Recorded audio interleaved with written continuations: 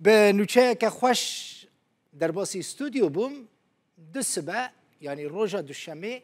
5 و مه دی درگاه پیشابور سیمال که پشتی 16 روزان جگرتن تیوه کرن و جاره کدن چونو هاتن وکه بره دست بید که. روبر دری پیشابور سینوری شوکت بربهاری جرودا ویرا گوت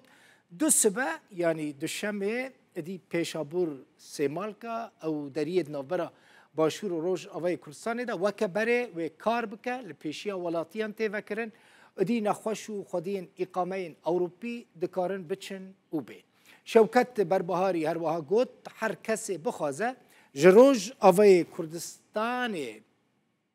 در باسی حریم کردستان ببه یا انجیج حریم کردستان سردان روش آوای کردستان بکه دکاره وکه بره بریا فرما آنلاین داخوازه چونو هاتنه بکه.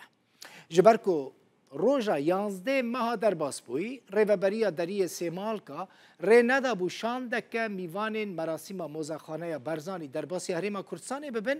ریوبریا دری پیشابورجی بریارا گرتنا وی درگاهی دابو. پشترا ریج بو کسین که لهر دو آلیان آسه مابون با آوه کی استثنایی آورتا هاتبو داین که خلق در باس ببن لی جروجا 20 ماه در باس بوی و دری به تمامی هاتبو گرتن.